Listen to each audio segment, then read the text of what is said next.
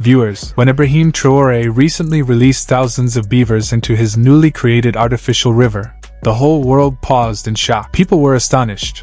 What kind of step was this? Everywhere else in the world, when artificial rivers are built, fish are released to promote fishing. In some places, crocodiles and other exotic animals are introduced to boost tourism. But Ibrahim Traoré did something no one expected. He released neither crocodiles nor rare fish, but instead chose a creature most people dismiss as a simple wood-gnawing rodent, the beaver. But the question is, why beavers? What was Ibrahim Traoré's true intention?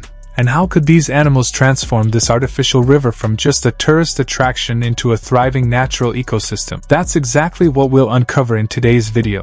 So make sure you watch till the very end. Viewers, if we look back at Burkina Faso's recent history, we find a harsh reality that made life unbearable for millions of people: the crisis of water scarcity. This wasn't just a problem for humans. It devastated crops, livestock, and even the very breath of the soil itself. Entire villages dried up. People dug wells tirelessly, but they kept running dry. Women would walk miles to fetch water, only to return with supplies that were often contaminated, or finished before they even made it home.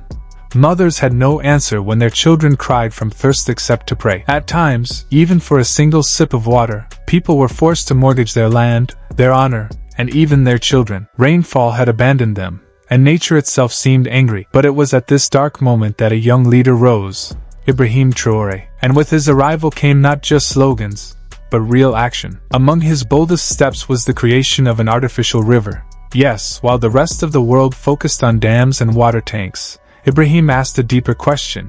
If nature won't give us rain, why can't we build our own ecosystem? With that vision, a monumental project began. Hundreds of kilometers of canals were dug, the land was leveled, and rainwater was stored in what became a vast artificial river. At first, people were skeptical. Some mocked him, others dismissed it as a waste of money. But when the first year passed, the results silenced everyone. Fields that had once withered turned lush green. Farmers saw hope return to their eyes. Livestock drank freely. This artificial river became more than just a water reservoir. It became a symbol of new life. Children, who had never seen a river before, now played by its banks. Farmers, who once prayed only for rain, could now water their crops themselves. The economy began to revive. New land was cultivated, and small businesses sprang up around the area. The government called it a people's revolution, and Ibrahim Traoré was hailed as a savior.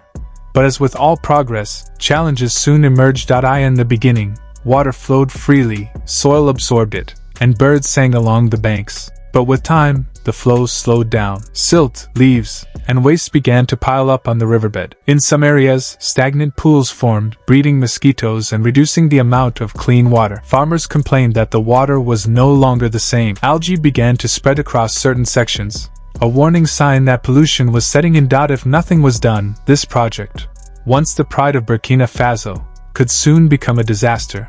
And it was at this critical moment that Ibrahim Traoré made yet another revolutionary decision. A decision simple in appearance, but profound in wisdom.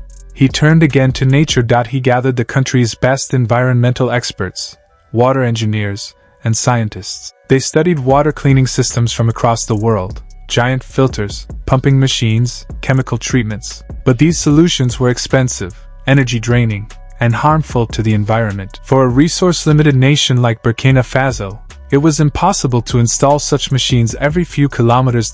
So, Ibrahim asked, if nature caused this problem, can nature itself not provide the solution? And the research began. Finally, experts rediscovered a species humanity had long overlooked: the beaver.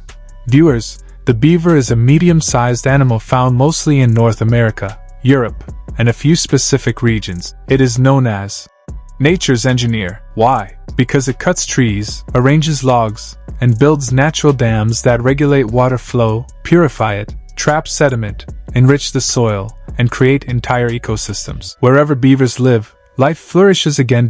So Ibrahim made his astonishing decision. No machines, no filters, no energy plants. Instead, beavers would be released into the artificial river. The idea sounded bizarre to the world, and even comical to locals, who had no idea that these small, innocent-looking creatures were in fact some of the most brilliant natural builders on Earth. But within weeks, once the beavers were released along the riverbanks, they began their work. without rest, without training, without any instructions. They chewed trees, collected branches, mixed mud with grass, and built dozens of natural dams within a month.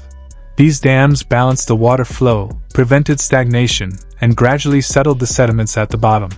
When scientists tested the water weeks later, they were stunned. What was once foul and polluted had turned crystal clear and fresh. Fish returned. Birds that had migrated away came back. And most importantly, people began drinking from the river again, without filters or machines. The revival didn't stop there. The surrounding land grew greener. Fresh grass sprouted. Native herbs returned. All thanks to the silent, tireless labor of the beavers. Creatures that neither demanded wages, nor consumed electricity, nor complained. They simply worked, restoring life.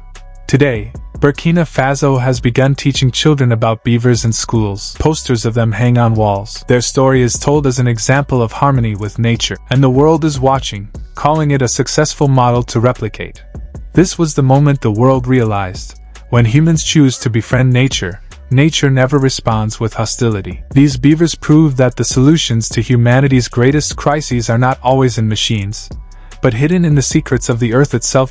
So, viewers, this was today's video. Tell us in the comments what you think, and for more such fascinating stories, don't forget to subscribe to our channel. Until the next video, may God be your protector.